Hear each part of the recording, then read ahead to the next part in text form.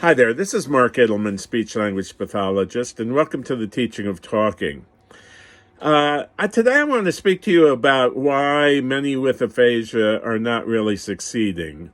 There are so many people, and I can't tell you how many that I see, who indicate to me that they just haven't progressed with therapy because they've been given a lot of things like iPads and workbooks, and they're singing and doing other things, and they're not really learning about speaking. Speaking is something very specific, and it's very scientific, the approach to it, and a lot of people just don't follow the science when it comes to what to do to help people speak better. Now, I want to tell you a couple things about why. Quite often, one of the first reasons is because the family members and the person with aphasia really want to regain as many of the skills as they can. I remember when I was a beginning therapist, I thought I was the gift to the speech therapy world. And people would ask me, they say, well, my loved one's not reading and my loved one's not writing. He wants to read and he wants to write and he's not speaking and he wants to speak.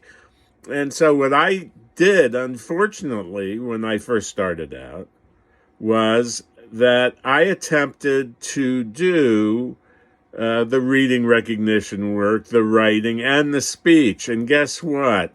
None of it really got any better because the approach that I was using was so watered down with those individuals that that they just weren't making any progress with anything.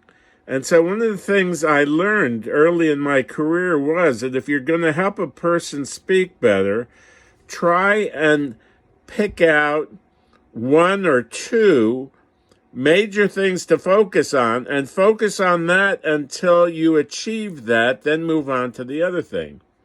Now, a lot of people say to me, well, can you help me read or write while you're working on my speech? And the answer really is not really. Now, in the beginning, you want to focus completely on speech. That's where you want to put your time. I mean, if you want to write to communicate, well, you can work with a therapist on writing. But that's not what most people with aphasia want. They want to speak. They want to write too, and they want to read too, but you got to take things in order. Now, Steve Jobs, he was the head of Apple for many, many, many years, and he was a genius. And he said one of the things that he did to succeed, one of the biggest things, his secrets to success was the ability to say no.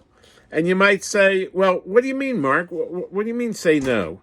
Well, because when you say no, if a person comes to you and says, I want to speak better, but I also want to write and I also want to read, you got to prioritize. And so you got to say, well, we're not going to work on reading right now. We're not going to work on speaking right now because what you want to do, we're going to address head on. So you have to pick your priorities and your hierarchy. And if you want to speak, that's what you focus on. Later on, as they get better in speaking, then you can introduce some words maybe on some cards or some other things like that. But in the beginning, if a person has lost their ability to express speech and language, don't go watering it down with a whole lot of other things. So spend the time finding a method, first of all, and a therapist who can teach you what to do, and then follow those recommendations. If you want speaking, then you're going to get speaking, and you're going to get help on speaking. And find an expert who just gives you just a little bit of stuff each and every day or each and every week to work on. Things that are manageable. And what happens is that confidence levels really increase and positive outlooks begin to occur. They can see the light at the end of the tunnel. They can see that what they're doing and what they're learning is going to be helpful. Now, the last point I want to make is this.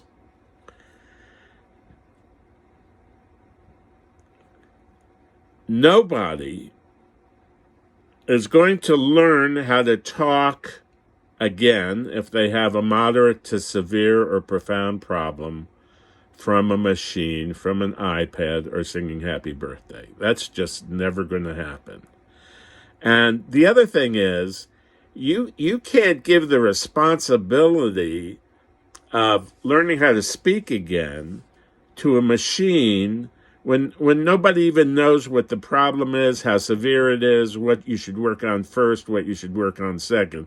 So machines, iPads, and things like that for apraxia or aphasia, save your money, because if you want to be entertained with an iPad, that's one thing. But an iPad is not going to serve as a therapist, is not going to serve really to help you learn how to talk. And that's why a lot of people aren't really learning how to talk these days, because number one, the therapists aren't really teaching them that. They're giving them these talking machines. And number two is that the art of teaching people to speak again is rapidly disappearing, because everybody thinks the technology is the answer, and it isn't. Well, anyway, this is Mark Gittleman, speech-language pathologist, speaking to you today about why there are not enough people with aphasia who are learning to speak again. And the other final reason is because it takes a long time. And if it takes a long time, you're going to want to work with a professional who's going to work with you over that period of time. Somebody who you know will be there for you. Another problem is there's a lot of turnover in the field. A lot of people who stop working in some places, they go somewhere else, and they go somewhere else. Or you've got a student working with you, or somebody with 1 or 2 years experience, and they're okay, don't get me wrong, because we all have to start out somewhere. But if you really want to make things happen, and if you really want to speak again, find somebody who's an expert, who's been down the road, to help mentor you, to help teach you, and help your loved one with apraxia or aphasia speak better. This is Mark Gittleman. If you like this video, please give us a thumbs up. Subscribe to our channel, and down below the video are a bunch of links. So if you'd like to contact us or get on our mailing list or visit our website or find out about our products, all the links are down there. So we hope you have a great day today, a great week, a great month, a great year, and of course, a great lifetime. Bye-bye now.